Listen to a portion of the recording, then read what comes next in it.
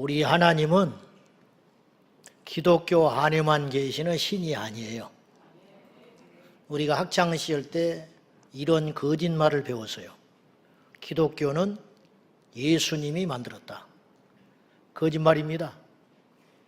기독교는 예수님이 만든 게 아니에요. 기독교는 사람들이 만든 거예요. 다시 말해서 우리 하나님과 예수 그리스도와 성령 삼위일체 한 분 하나님은 성경에만 갇혀 계신 하나님도 아니고 우리들만의 하나님이 아니에요. 모든 세계 만방의 주인이시고 지금도 통치하고 계시며 사람들이 인정하지 않지만 인정하지 않는 그들은 곧 그들이 얼마나 어리석고 무지했던가를 깨닫는 날이 올 것인데 우리 하나님은 이 우주 만물의 진정한 주인이시고 경영자이시고 지금도 통치하시는 살아계신 하나님이십니다. 그러니까 우리 하나님은 이스라엘만의 하나님이 아니라는 거예요. 아브라함은 이스라엘의 시조지요. 그러면 기독교가 이스라엘의 하나님이라면 창세기 1장부터 11장까지는 없어야 돼요. 12장부터만 기록되어 있었으면 그렇다 쳐요. 여러분, 노아가 유대인입니까? 아니에요. 아담과 하와가 유대인입니까? 아니에요. 인류의 시조입니다. 그러므로 우리 하나님은 모든 사람의 왕이요 주인이시다, 그런 말이에요. 그러니까 우리 신앙, 우리 교회, 소위 말하는 기독교도 교회 안에서만 갇혀 있으면 안 돼요. 우리 하나님이 교회에만 계신 분이 아니거든요. 북한에도 있어요, 사실은. 그 하나님을 인정하지 않아서 그렇지 어디든지 우리 하나님은 계신 큰 하나님이다, 그런 말이에요. 그러므로 우리는 전 세계에 나가서 복음을 전하고 이 세상을 바꾸는 예수의 사람이 되어야 합니다. 오늘 본문에 주님께서 11명의 제자를 모아놓고 마지막 지상 대명령을 주셨습니다. 너희는 가라. 근데 이 말씀을 하시기 전에 18절에 보시면 예수께서 나와 말씀하여 이르시되 하늘과 땅의 모든 권세를 나에게 주셨다. 누가? 하늘에 계신 아버지 하나님이 나에게 주셨어. 그러니까 내가 어떤 자인지 알겠지. 땅의 권세, 이 땅에 보이는 사람들의 관계, 어떤 나라, 어떤 사람들의 어떤 사건들, 문화, 이런 모든 것들, 눈에 보이는 모든 것들의 통치자가 나다. 그리고 하늘의 권세, 영계, 귀신의 세계, 천사들의 세계, 보이지는 않지만 실제로 존재하며 이 땅에 일어나는 모든 일에 관여하고 있는 영적 존재와 위계 질서와 그 세계 속에서도 나는 그 모든 자들을 다스리는 권세가 있다. 사탄이 막 준동하고 막 마음대로 대단한 일을 하고 다니는 것 같잖아요. 그것도 다 하나님의 손바닥에 있는 거예요. 그런 권세를 하나님이 나에게 주셨는데 이걸 전제하고 주님이 이제 그러므로 너희는 가라. 어디로 가란 말이에요? 교회로 가란 말이 아니잖아요. 지금 11명의 제자는 오늘 우리로 따지면 지금 성도란 말이에요. 근데 이들이 얼마나 지금 시원찮은 상황이냐면 한 명은 자살해서 죽어버렸고 11명이 남았는데 그들도 심지어는 17절에 보면 예수님을 뵙고 경배하고 엎드려 있지만은 아직도 의심하는 사람이 있다. 지금 이 시점이 어떤 시점이냐면 예수님이 부활하셔서 40일을 같이 제자들과 보낸 거예요. 그런데도 아직도 의심하고 있대. 그러면 도대체 뭘 더 보여줘야 돼? 예수님이 십자가 지시기 전에 능력을 행해 주시고 무리를 걸으시고 그래도 의심하는 자들이 있었어요. 뭐 그렇다 칩시다. 우리처럼 100번 양보해도 주님이 내 병 고쳐줘도 시간 지나면 잊어버리고 또 원망하고 그러고 사는 것이 우리들이니까 어떤 문제를 해결해 주셔도 기도해놓고도 그 문제가 응답받아서 해결되고도 돌아서면 또 염려하고 걱정하는 것이 우리들이니까 뭐 똑같은데 문제는 제자들의 지금 이때의 상황은 십자가의 사건 앞에 다 도망갔다가 부활하심으로 인하여 다시 주님이 그들을 찾아가셔서 모아놓고 40일을 같이 지냈어요. 그런데도 의심을 한다는 거예요. 어쩌자는 말이에요. 이렇게 불완전하고 부족한 이들에게 우리 주님은 엄청난 미션을 줬다는 거예요. 그건 뭐냐? 너희는 가라. 집으로 가라 해도 이게 쉬운 일이 아닌데, 고을로 가라 해도 이게 쉬운 일이 아닌데 모든 민족에게로 가라. 오늘이야 세계관이 뭐 국제관이 어쩌니 해가지고 비행기를 타고 전 세계를 돌아다니고 그런 시대가 되지만은 옛날에는 그런 때가 아니잖아요. 근데 그 갈릴리 출신 별볼일 없고 의심조차 하고 있는 그 11명을 앉혀놓고 우리 예수님이 얼마나 엄청난 명령을 하시는지 보라고요. 가라. 모든 민족에 가서 뭐 하느냐? 내가 너희들에게 가르쳐 준 것이 있어. 부부 사이는 이렇게 지내고 어른을 만날 때는 이렇게 하고 통치자들에 대해서는 이렇게 하고 돈은 이렇게 쓰고 너희가 죄에 대해서는 이렇게 경각심을 가지고 이래 살아라고 많은 내용들을 말씀해 주셨어요. 그런 것들을 너희들이 알았으니 그것을 모든 민족에게 가르쳐 전파해라. 그리고 그들도 너희들이 지키는 것처럼 똑같이 지켜낼 수 있는 수준의 사람들로 만들거라. 그렇게 말씀한 거예요. 그리고 나서 볼지어다. 확인해 봐라 이 말이에요. 내가 세상 끝날까지 너희와 함께 있으리라. 이 말씀이 무슨 말이냐? 역으로 이런 말이에요. 내가 너희들과 함께하는 것을 확인하고 싶으냐? 그러면 가. 교회 안에서 울타리 안에서 오밀조밀 모여가지고 맨날 지지고 볶고 놀고 격려하고 또 싸우고 시기하고 이런 짓 하지 말고 그러면 내가 너희와 함께하는 것을 알 길이 없어. 여러분 교회 안에 와서는 하나님을 경험할 것 같지만 사실은 경험하지 못해요. 언제 우리가 살아계신 하나님 우리와 함께하는 걸 알 수 있냐면 세상에 나갔을 때 귀신 들린 자도 만나고 전도하다가 우리를 비방하는 자도 만나고 불의한 세력과 맞닥뜨려 만났을 때에 하나님이 우리와 함께 하신 것을 확실히 느낄 수 있다 이런 말이에요. 훈련할 때는요 그 군인이 어느 정도의 실력을 갖춘지 잘 몰라요. 사실은 적들을 만나봐야 돼. 공부할 때는 수업 시간에 앉아있는 아이들은 어느 정도 실력을 갖춘지를 잘 몰라요. 사실은 언제 아느냐? 시험을 치러봐야 요거 별거 아닌 줄 알았는데 1등을 했네. 요놈은 잘하는 줄 알았는데 생각만큼 성적이 안 나오네. 그건 못 속이는 거라는 거죠. 가라. 세상에 갈 때 내가 너희와 함께 한다는 증거가 나타나게 될 것이다. 근데 오늘날 현실은 어떠냐? 아쉽게도 우리가 이 말씀을 읽고 암송하기도 하고 묵상하기도 하지만은 실상은 실천하지를 못하고 있어요. 그래가지고는 교회 안에만 머물고 있는 거야. 모이자. 모이는 이유가 뭐냐? 여러분 아십니까?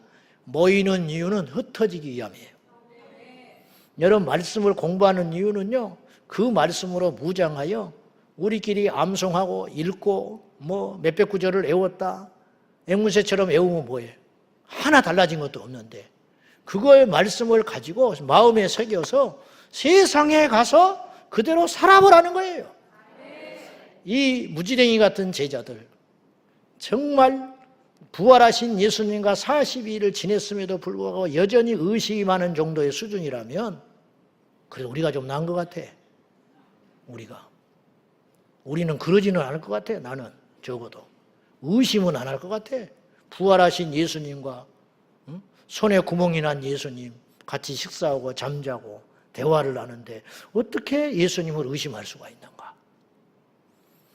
잃었던 자들인데 주의 명령을 듣고 순종하여 세상으로 나갔을 때 하나님이 함께 하심으로 인하여 이 11명으로 인하여 세상이 바뀌었어요. 로마가 300년 만에 무릎을 꿇어버렸어요. 그러므로 오늘도 우리가 이 말씀에 순종하여 세상에 나가면 우리 주님이 함께 하심으로 넉넉히 승리할 수 있다라는 거예요. 그러나 오늘날 교회는 우리 교회를 포함하여 저를 포함하여 감히 말하건대 교회 안에만 갇혀 있어요. 이를테면 교회 밖에 일어나는 어떤 일에 대하여 대항하거나 싸우거나 고치거나 소리를 내지 않고 있어요. 사학법이 수년 전에 통과가 됐어요. 이게 뭐냐? 어떤 부분이냐? 쉽게 말하면 기독교 미션 스쿨이 있어요. 수십억, 수백억씩 투자해가지고 교회들이 그 피땀 흘린 헌금을 가지고 이 나라 장차 일꾼을 만들자. 그래서 미션 스쿨을 허가받아서 설립을 한 거예요. 근데 사학 비리가 자꾸 터지니까 사학법을 개정해가지고 미션 스쿨에서도 손을 대가지고 교사를 채용할 때요. 학교 처음 세워놓은 이사장이 자기 마음대로 교사를 채용을 못해. 그러니까 비크리스찬이 들어오는 거예요. 담배 피우는 교사가 있어. 학교에서 성경을 마음대로 못 가르쳐. 채플도 마음대로 못해. 예배도 마음대로 못 드려. 그런 미션 스쿨을 뭐하러 합니까? 그것이 평등이래. 그것이 법이래. 그런데도 아무 소리 못해. 결국은 수십억, 수백억씩 들여가지고 속된 말로 죽 써서 개 주고 있는 거야. 그러면 이러한 불의한 일에 대하여 우리 교회들이 나서가지고 이게 뭐 하는 짓이냐 말이야. 이렇게 소리를 내야 되는데 주여 하고 아무 소리 안 하고 있는 거야. 그러니 우리가 짓밟히게 되는 거예요. 지금 코로나 때 예배를 마음대로 못 드린다 하고 제재를 당했어요. 뭐 상식적으로 그럴 수 있어요. 우리 교회도 인원 제한을 뒀던 때가 있었어요. 그것은 단언코 이야기하지만 그때도 내가 이야기했어요. 코로나가 무섭거나 정부가 무서워서 그런 게 아니다. 그들이 정당하기 때문에 따라가는 것이 아니고 언론에 또 이것이 흘러 들어가면 고양시 모 교회 20명만 모이라고 그랬더니 200명이 몰래 모여서 예배 드리다가 들켰다 난리 법석을 떨면 이제 9시 뉴스에 나올 거 아니에요.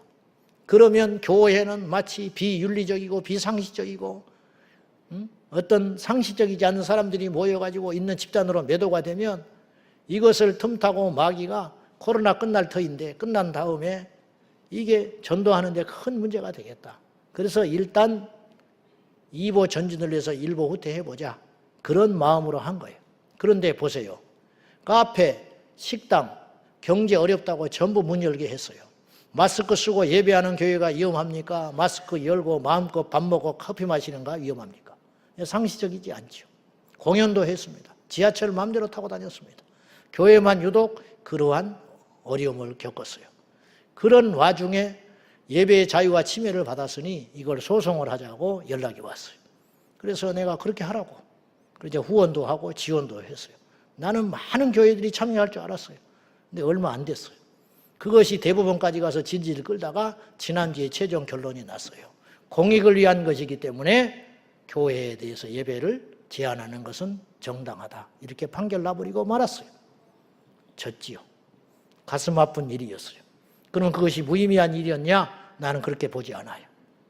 다음에 또 어떤 일이 일어날 수 있거든요. 그냥 있으면 안 돼요.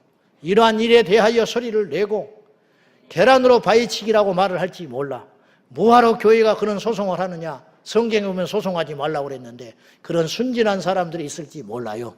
그러나 이렇게 해놔야 지렁이도 꿈틀거린다는 걸 알려줘야 나중에 훗날에 야 이렇게 했더니 옛날에 소송당하고 성가시더라.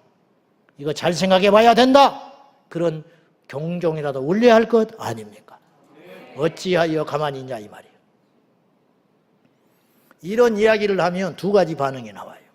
이 시대의 성도들이 너무 그동안에 이 잘못된 복음에 길들여가지고 복보다라는 소리만 귀에 잔뜩 들어가지고 병 낫고 자식 잘 키우고 사업 잘 되고 그것이 복인 줄 알고 현세적인 복만 똘똘 뭉쳐가지고 다른 거는 관심도 없어. 그냥 내 자식 잘 크고 내 직장 안전하고 나만 천국 가면 된다는 이기적 그런 구복 신앙에 전부 물들어가지고 이렇게 이야기를 하면 견디지를 못해. 그러니까 첫째, 뭐라고 반응이 나오느냐? 왜 교회에서 자꾸 그렇지 않아도 세상살이 피곤하고 힘든데 교회에서까지 와가지고 정치 이야기를 하냐고 그렇게 말을 하는 사람이 있어요. 여러분, 그럼 교회가 말을 안 하면 누가 말을 합니까? 교회가 말을 안 하면 어떤 일이 벌어지는지 아세요? 여러분 아이들에게 끊임없이 엄마는 잔소리하는 사람이야. 근데 이거 아십니까? 그 엄마의 잔소리가 그 자식을 살리고 있다는 거 아세요? 늦게 들어오지 말아라. 차 조심해라. 친구하고 사이좋게 지내라. 기회가 닦지 않도록 이야기해요. 100번, 1000번 들으면 아이들이 그것이 생각이 나고 행동이 바뀌게 되는 거예요. 그래가지고 아이들이 그나마 사람 되어 가는 거예요. 듣기 싫다고 알겠지 하고 말하지 않으면 아이들은 몰라요.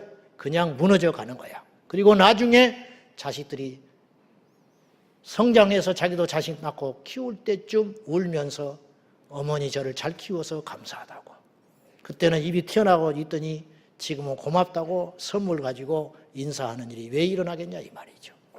이 어두운 세상에, 이 썩어져가는 세상에 교회가 침묵하면 세상은 어디로 간다는 말입니까? 어디서 진리를 듣습니까? 에베소서에 보면 교회는 하나님의 입이다. 입이 말을 하지 않으면 세상은 망하는 거예요. 교회가 말을 하지 않으면 교회도 망하고 세상도 망하는 거예요. 할 일 없는데 뭐하러 교회를 놔두겠어? 그리고 하나님께서 대안을 찾아요. 그건 뭐냐? 돌들로도 소리 지르게 하리라. 하나님이 말 안 하실 것 같습니까? 우리가 말하지 않아도 하나님은 하고 계세요. 그런데 우리가 그 일 해야 된다 이런 말이에요. 또 이렇게 말하면 두 번째로 이런 반응이 나올 수 있어요. 목사님, 살기도 힘들어요. 먹고 살기도 힘든데 그런데 신경 쓸 일이 어디가 있습니까? 역으로 왜 이렇게 살기가 힘들어진 거예요? 왜 그런지 아십니까? 우리가 세상에 가서 제자로서 소리를 내지 아니하고 하나님의 말씀대로 외치지 않으니까 악한 자들이 득세해가지고 세상이 이 지경이 돼가지고 우리까지 피해를 보게 되는 거예요. 애를 학원에 보냈어. 따박따박 한 달 그때쯤 되면 우리 애가 또 성격이 그래가지고 학원비 하루라도 밀리면 못 견뎌. 딱 갖다 내는 거야. 그러면 학원비만 내면 안 돼. 내가 낸 피땀 흘려 번 이 돈으로 학원비 냈는데 내 자식을 제대로 가르치고 있냐? 그거 알고 계세요? 그걸 가르쳐야죠. 응? 정치 관심이 없고 먹고 살기 힘들다고요? 여러분, 지금 여러분 국회의원 선거 끝난 지 얼마나 됐어요? 우리나라 국회의원 숫자는 알고 계세요? 여당이 몇 명이고 야당이 몇 명인지는 아세요? 여러분 지역구 국회의원이 누군지는 아세요? 응? 그 국회의원이 지금 국회에 가서 무슨 활동을 하고 있는지는 아십니까? 우리가 전혀 관심 없잖아요. 그러니까 세상 편한 직업인 거야. 되기만 하면 4년간 대통령이 안 부러워.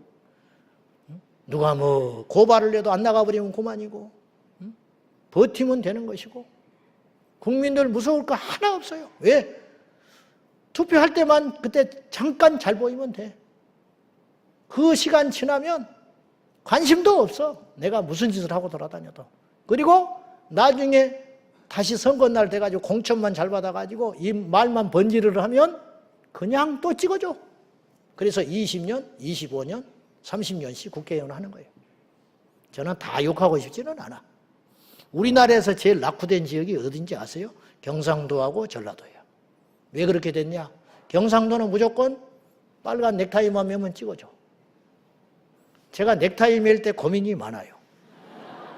왜냐하면 넥타이라는 게 두 색밖에 없어요, 사실은. 권색이냐, 빨간색이냐. 둘 중에 하나거든. 어쩌다가 노란 거 하나 있고. 노란 거는 잘 안 차니까.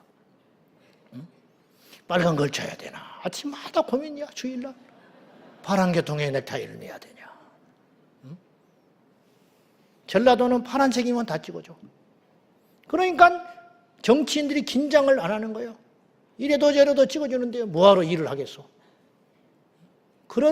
우리가 그런 국민성을 갖고 있는 한 세상은 달라지지 않는다는 거예요. 점점 나빠져요. 지난 18일 날 기가 막힌 일이 벌어졌어요. 동거 커플이 동성 남자끼리 결혼을 하고 살았다. 그래가지고 피부양자 자격을 달라고 청원을 했는데 그것이 받아들여졌어요. 대법원에까지 가서 딱 결판 나버렸어요. 무슨 말이냐? 남끼리 결혼한 부부가 아니고 남자와 남자가 무슨 결혼을 해? 우리나라는 동성 결혼이 아직 허용되지 않는 나라예요. 그러니 남자끼리 살면 그건 부부가 아니에요. 여자끼리 살면 부부가 아니고 법적으로 동거야. 그러면 동거하는 사람이면 각자 의료보험 내야 할 거 아니에요. 근데 한 사람만 내도록 하는 피부양자 자격을 줘버렸다 이 말이에요. 그러면 결국은 뭐냐? 실질적으로 부부 사이를 인정하는 꼴이 됐다. 목사님, 그러든지 말든지 놔두세요. 그 사람들 그러는. 그 피해가 우리한테 오는 거예요. 무슨 말이냐? 한두 명이니까 그렇지. 그런 사람들이 많아지면. 그리고 이게 사회적 파장이 얼마나 큰지 알아요? 그 사람 중에 의료보험이 안 내는 사람이 있을 거 아니에요. 그거 여러분이 내야 되는 거예요. 아세요, 그거? 수만 쌍이 나오면 어떡할 건데? 연금은 또 어떻게 할 것인데? 군대는 어떻게 할 건데? 군대 가기 전에 군대 가기 싫어가지고 동성 커플이 나왔다고 해가지고 신청해버리면 어떡할 건데? 그냥 눈 뜨고 당하는 거예요. 아주 나쁜 사람들이죠. 남의 수고와 남의 청춘을 방패 삼아가지고 자기는 후방에서 군대 안 가고 지낸다는 거 아니에요. 양심적 병역 거부, 여우와 증인. 아주 나쁜 사람들이라고 나는 봐요. 자기들은 군대 안 가면서 그 혜택을 누리고 있잖아요. 이런 나라가 되면 되겠어요? 이게 우리에게 미치고 있다니까, 이런 영향들이. 그러면 우리 내 새끼가 군대 안 가도 되는데 그 숫자가 모자라니까 지금 생으로 가고 있는 거예요. 미필로 빠질 내 자식이. 여러분, 누군가 부당한 혜택을 누리면 누군가는 부당한 손해를 본다는 걸 알아야 돼요. 이게 이 세상의 원리인 것입니다. 이게 한두 건이겠습니까? 좋아요. 나중에 동성 커플이 탄생을 했어. 그러면 자녀를 생산하지 못하니까 입양하겠죠. 그러면 남자 커플이든 여자 커플이든 자녀를 입양해가지고 키운다고 칩시다. 어릴 때는 그냥 잘해주면 돼. 변호사, 의사 만나가지고 동성 커플이 됐다. 경제적으로 풍요로우니까 마음껏 해주겠지. 근데 초등학교 들어갔어. 좀 이상하거든? 우리 집이 이상해. 다른 집에 가는 엄마가 있는데 우리 집에도 엄마가 있긴 있는데 이상한 엄마야. 근데 이런 말 하는 것 자체가 차별이라고 하는 세상이 됐어요. 그러면 학교에서 엄마 모시고 와라 그래. 그래, 엄마를 모시고 갔어. 근데 우리 엄마는 이상해. 그러면 그 속에서 얘가 느낄 정신적 충격을 생각해 봤어요? 여러분, 정상적인 남자, 여자가 결혼을 해가지고 아이를 낳아서 좋은 것만 먹이고 좋은 것만 읽어주고 좋은 것만 보여줘도 사춘기가 되면 입이 이만큼 튀어나와가지고 악마가 돼가지고 새벽마다 부모님 속을 쓰려가지고 눈물을 한 바가지 쏟고 있어요, 지금. 그런데 동성 자기 배 아파서 나지도 않은 자식을 데려다가 키워서 무슨 애정이 있고 얼마나 정이 있겠어? 응? 무슨 책임을 얼마나 질 수 있겠어?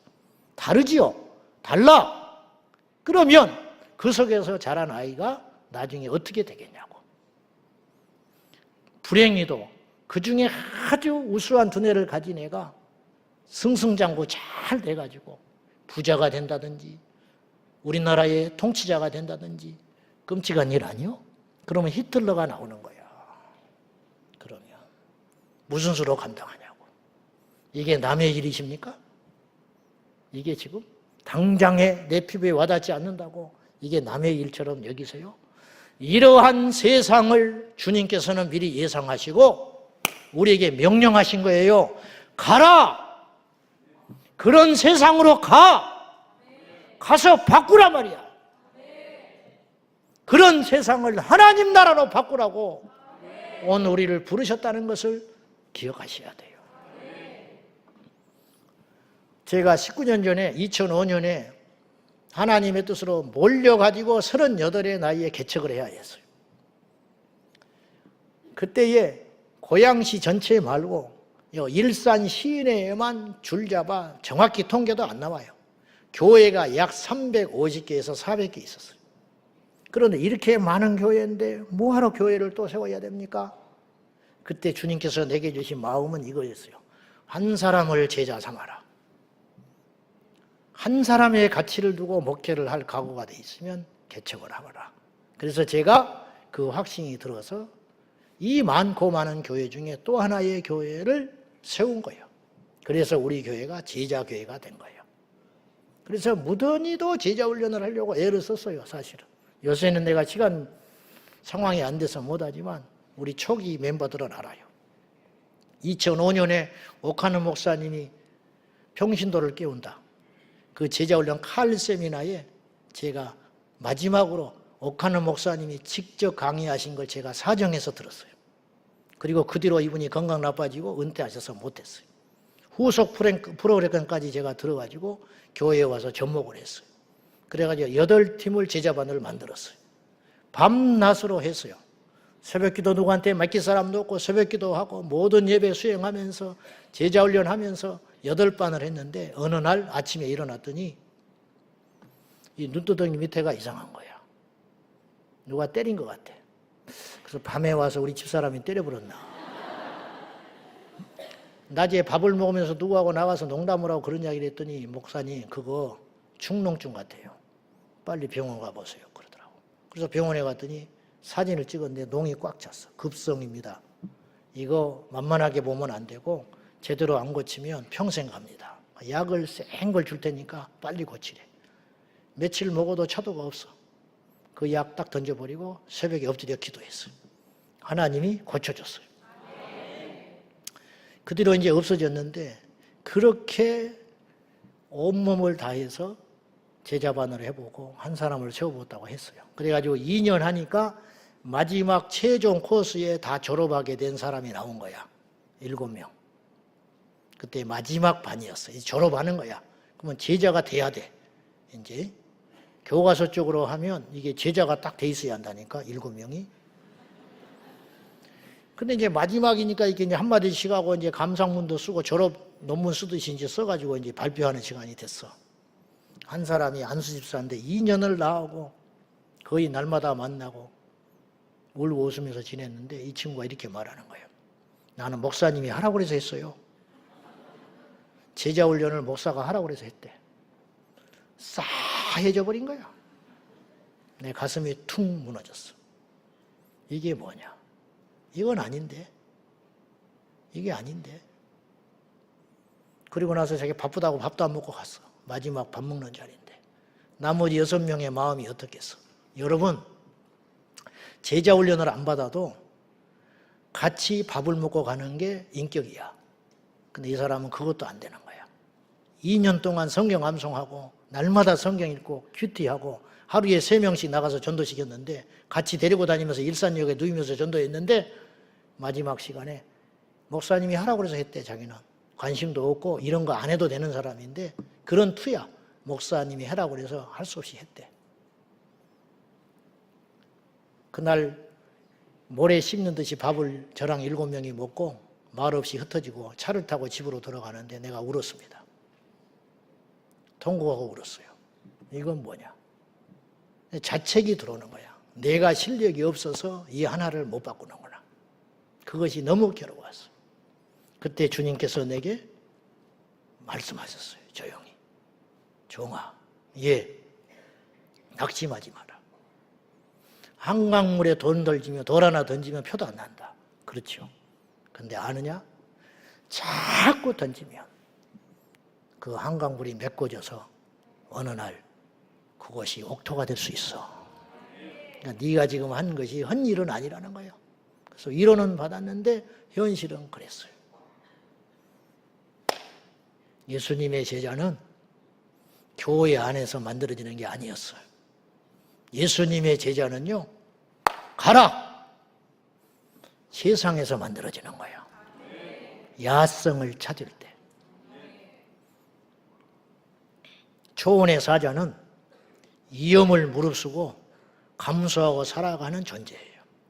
때로는 장렬하는 태양빛을 맞고 때로는 몇 날 며칠을 먹잇감을 구하지 못하여 굶주린 배를 움켜쥐고 때로는 번식기가 되면 암컷 한 마리를 놓고 수사자가 생명을 거는 생사를 거는 싸움을 해가지고 입이 찢어지고 갈기가 찢기고 눈알이 빠져도 그것이 하나님께서 만드신 사자의 본 모습이라는 거야. 사자는 동물원의 안락한 처소에서 하루 3끼를 보장받고 안전을 보호받으며 사람들의 구경꾼으로 사는 것은 사자가 아니에요. 교회는 흩어져야 됩니다. 교회 안에서 용감한 건 필요 없어요. 교회 안에서는 용감한데 세상에 나가면 맥도 못 쳐. 직장에 가면 교회 다니지도 몰라. 일가 친척들을 만나면 찍소리도 못해. 그러면서 제자 훈련 다 마쳤대. 무슨 필요가 있어요?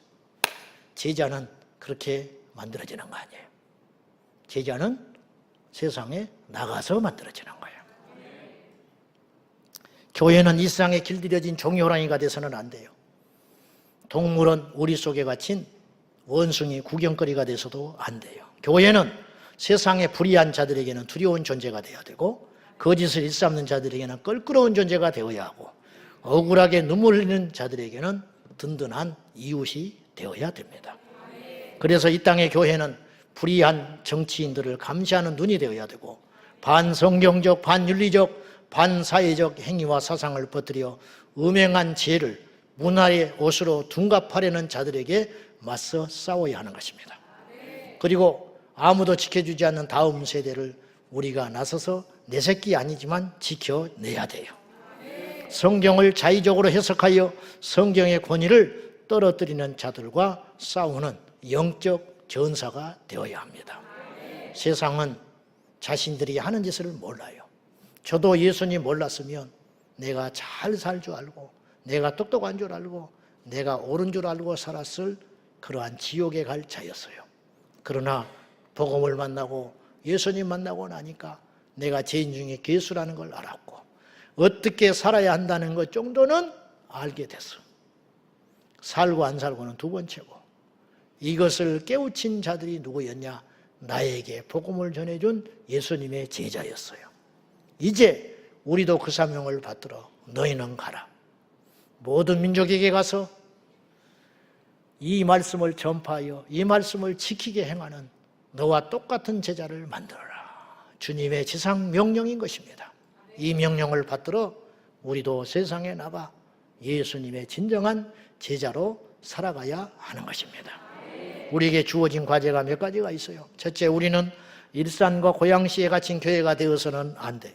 우리 교회는 세상의 불의한 정치와 위험한 사상과 타락한 문화를 꾸짖고 싸워야 합니다. 이단들이 득세하여 사람들의 영혼을 파괴하며 특히 젊은이들의 인생을 좀먹는 행위들에 대하여 중단하도록 나서서 싸워야 합니다. 젊은 인재들을 양성하여 그들로 하여금 세상에 나가 세상을 바꾸도록 준비시켜야 합니다. 그들을 위해 투자하고 그들을 위해서 격려하며 그들을 위해서 기도해 주어야 합니다. 우리는 전 세계 우리와 뜻을 같이 하는 성도들과 연합해야 됩니다.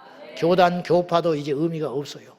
오직 성경을 말씀으로 믿으며 세상에 나아가서 참된 예수 그리스도의 제자로 살기 위하여 피 흘릴 준비가 되어 있는 그 사람들과 연합해서 나가야 하는 것이에요. 다윗 시대의 골리앗이 소리를 고래고래 지르고 맨날 며칠을 이스라엘을 조롱할 때 자기들끼리는 용감했지. 그러나 한 명도 나서지 못하고 사울은 장막에 몸을 놓고 이스라엘에 나름 내노라 하는 용맹한 장수들이 전부 바위 밑에 숨어서 덜덜 떨고 있었어요. 다윗이 갑옷을 입을 만한 체격도 안 되고 칼을 휘두를 만한 힘도 없었지만 물맷돌 5을 들고 골리앗과 맞서 싸우러 나갈 때에 우리 주님이 함께해 주셨습니다. 이것이 제자의 원리라는 거예요. 의심하는 제자들, 훈련 더 필요하잖아요. 부활한 예수님을 보고도 의심하는 사람은 어디다 써먹겠어? 그러나 주님은 그들에게 과감하게 말씀하셨어요. 가라! 준비할 필요 없다. 다윗이 언제 준비했어요? 그냥 나간 거예요. 싸우러 전쟁터에 간 것도 아니야. 주님을 믿고 나갔더니 주님이 함께 하신 거예요. 그것, 그 믿음이 우리 안에 있어야 한다는 거예요. 나가면 승리합니다. 나가면 마귀는 떨게 돼 있어요. 나가면 세상은 우리를 피하게 되어 있다는 거예요. 그래서 우리는 함께해서 이 악하고 배어간 세상에 우리는 오늘 예수님의 11명의 제자처럼 힘없고 부족하고 우리 앞가름도 못한다고 스스로 자주할지 모르나 그의 나라와 그의 의를 구하라. 내 앞가름도 못하는 우리지만은 더 큰 하나님의 나라와 의를 위하여 하나님의 갈망, 하나님의 의, 하나님의 소원을 위하여 우리가 나아갈 때 우리 주님께서 우리에게 큰 능력으로 함께해 주시며 상상할 수 없는 일들이 우리를 통하여 일어날 수 있다고 말씀하시는 거예요. 우리는 더 이럴 때 겸손히, 더 조심히, 더 우리에게 대하여 냉정한 잣대를 가지고 삼가 조심하여 사람들을 실족시키지 말고 세상에 나가 빛과 소금이 되어서 가정에 가서 빛이 되고 일터에 가서 빛이 되고 세상의 부패를 막아서는 소금이 되고 어두운 세상을 밝히는 빛이 되어서 그리스도의 제자로, 제자 훈련 하면 좋지만 안 해도 할 수 없다. 말씀 붙잡고 나가면 제자 된다. 이 믿음 가지고 여러분 다 세상으로 나가 주님의 참된 제자들을 실천할 수 있기를 바랍니다. 18세기 영국의 국가 재정의 3분의 1이 흑인 노예 무역에 의존하고 있었어요. 대서양을 건너는 노예 중에 4분의 1이 영국에 밟지도 못하고 배에서 죽어나갔습니다. 그는 물고기밥으로 던져주고 마는 거예요. 이런 때에 1780년 21살의 나이에 영국 하원 의원에 당선된 윌리엄 윌버포스는 예수님의 진정한 제자였습니다. 제가 짐작하는데 이분은 제자 훈련 안 했을 거라고. 그런데 이 사람은 말씀으로 무장된 예수님의 제자였어요. 그리고 하원으로 갔어요. 1787년 당선된 지 7년 만에 노예 무역 폐지 법안을 상정했습니다. 그동안 숱하게 기도했겠지요. 기회를 받겠지요. 주변을 설득했겠지요. 그리고 그 법안을 상정한 후에 영국이 발칵 뒤집혔어요. 영국의 재정의 3분의 1이 노예 무역에서 나온다니까요. 우리나라 삼성, LG, SK가 망해버린 거예요. 그거 망하자고 하는 사람이에요. 그런 사람을 누가 좋아하겠어? 응? 그는 2차례 암살 위기를 겪었습니다. 수없는 중상모략과 미움을 받았습니다. 그의 가족들도 협박을 받았습니다. 그러나 그는 굴하지 않고 의회에서 150차례나 연설을 했습니다. 노예 무역을 폐지해야 된다. 그것이 하나님의 뜻이다. 마침내 1807년 그러니까 그가 하원 의원에 당선되고 법안에 올린 지 20년 만에 의원 된 지 27년 만에 근데 그런 사람이 계속 의원 활동을 했다는 것이 하나님의 역사예요. 그렇죠? 이해 안 되지요? 그런 사람이 계속 의원이 됐다는 거. 이제 하나님이 그렇게 역사한다는 거예요. 제가 하는 말은. 20년 만에 투쟁들과 영국에서 노예 무역 제도가 폐지됐습니다. 그는 여기에서 만족하지 않고 흑인 노예 제도 자체를 폐지하자고 주장하기 시작했어요. 그 당시 영국의 기부인들, 믿음 좋은 목사님들, 믿음 좋은 권사님들도 집안에 다 흑인 노예 두고 양심에 꺼리낌 없이 부리면서 살았을 거라고요. 그들은 또 얼마나 반발을 했겠어. 그리고 그가 의회에 진출한 지 53년 만에 마침내 영국에서 흑인 노예 제도 자체가 불법으로 폐지되고 말았습니다. 그는 이 소식을 병상에서 듣고 3일 후에 천국에 들어갔습니다. 한 사람의 제자가 세상을 바꾼 거예요. 우리는 이렇게 큰 일을 할 수 없다 할지라도 마중물은 될 수 있어요. 이런 사람들을 위해 기도할 수 있고 이런 사람들을 응원할 수 있고 이런 사람들의 대열에 곁에 서 있을 수는 있다 이 말이에요. 우리가 그런 일을 해줘야 된다 이런 뜻입니다. 우리 제자 광성교회는 종이 호랑이가 돼서는 안 돼요. 우리 속에 갇힌 호랑이 왜 독수리인데 닭이 되려고 합니까? 우리 모두 그리스도 예수를 믿음으로 일어나서 세상에 나가 세상 향하여 외치고 세상을 바꾸고 세상을 이기는 주의 참된 제자가 될 수 있기를 주님의 이름으로 축원합니다. 기도합시다. 너희는 가라. 우리가 갈 때 마귀가 무릎 꿇게 될 줄로 믿습니다. 우리가 갈 때 골리앗이 꺾일 줄로 믿습니다. 우리가 갈 때 세상은 두려워 떨 줄로 믿습니다. 주여 교회 안에 갇힌 어리석은 그리스도인 되지 아니하고 비록 부족하고 의심덩어리고 연약하지만은 세상에 나가 주님과 함께 승리하는 제자의 삶을 살게 하여 주옵소서. 예수님의 이름으로 기도하옵나이다. 아멘.